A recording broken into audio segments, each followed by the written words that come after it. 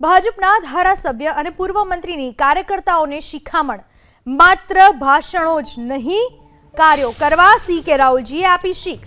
કાર્યકર્તાઓ અને નેતાઓને પોતાનું વ્યક્તિત્વ સુધારવા રાહુલજીની શીખ। જનપ્રતિનિધિ 5 વર્ષ માટે હોય પણ મતદારો કાયમી હોય।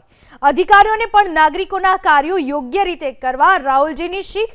સ્વાર્થ છોડી પ્રજાના કામ કરો, લાગવગ નહીં ચાલે। ગોધરાના ખાતમુહૂર્ત કાર્યક્રમમાં સી.કે. રાહુલજીએ આપી શીખ। ભાષણો એકલો કરવાથી, વાહવાહ કરવાથી એનો કોઈ મતલબ થતો નથી। તમે વાહવાહીમાં પડ્યા વગર કર્મની વાધિકાર હસ્તે મા ફલે શું કદાચ તમે કર્મ કરી જાઓ, પણ આ બધાને મારા થકીના પેપર મેં બધો સ્વાર્થ છોડી દીધો છે। જેટલો સ્વાર્થ રાખશો એટલું બધું પાછળ થતું રહેશે। ટૂંકમાં તમે સારા કામ કરશો તો પબ્લિક કહેશે।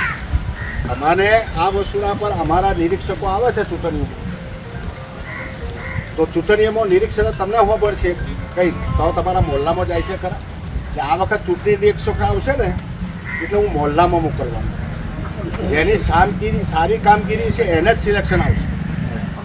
એમાં સી.કે. રાહુલની ચાલે કે મહામંત્રી સાથે કુલદીપસિંહની ચાલે કે પ્રમુખની ચાલે કે ઉપપ્રમુખની ચાલે કે શહેર પ્રમુખની ચાલે। જો સુધારવું હોય, લોકોને સુખાકારી આપવી હોય તો આપણો વ્યક્તિગત સ્વાર્થ છોડવો।